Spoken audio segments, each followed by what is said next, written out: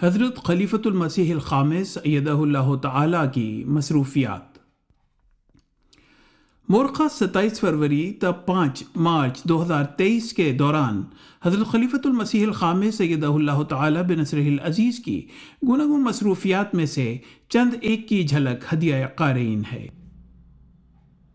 27 فروری بروز سوموار، آج حضور انور کے دفتر اسلام آباد ٹلفرڈ میں RE Today میگزین کے ایڈیٹر لیٹ بلے لاک نے اسلام اور نوجوانوں کی مذہبی تعلیم کے بارے میں شائع ہونے والے مضمون کے سلسلے میں حضرت خلیفۃ المسیح الخامس ایدہ اللہ تعالیٰ بنصرہ العزیز کا انٹرویو کیا۔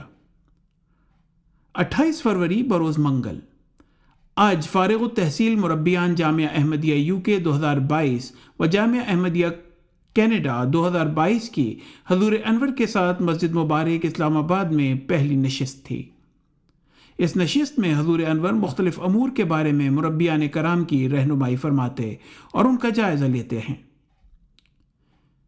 3 مارچ بروز جمعۃ المبارک، حضور انور ایدہ اللہ تعالیٰ بنصرہ العزیز نے آج مسجد مبارک اسلام آباد ٹلفرڈ سرے UK میں خطبہ جمعہ ارشاد فرمایا، جو MTA کے مواصلاتی رابطوں نیز YouTube اور دیگر میڈیا پلیٹ فارمز کے ذریعے ساری دنیا میں سنا اور دیکھا گیا۔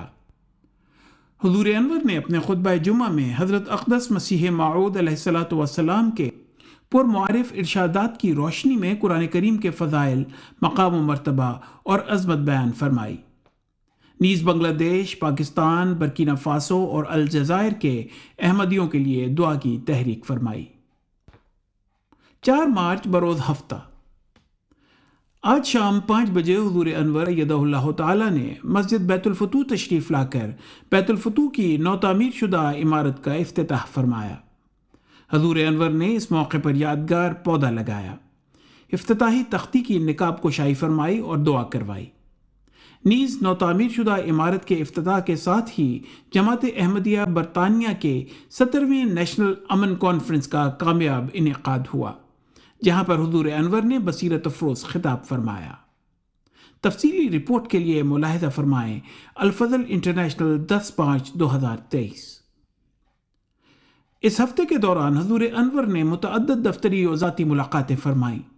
دفتری ملاقات کی سعادت پانے والے احباب نے اپنے پیارے امام سے متفرق امور کی بابت ہدایات اور رہنمائی حاصل کرنے کی توفیق پائی۔ اللہم عید امامنا بروح القدس وکن معه حیثما کان وانصره نصرا عزیزا۔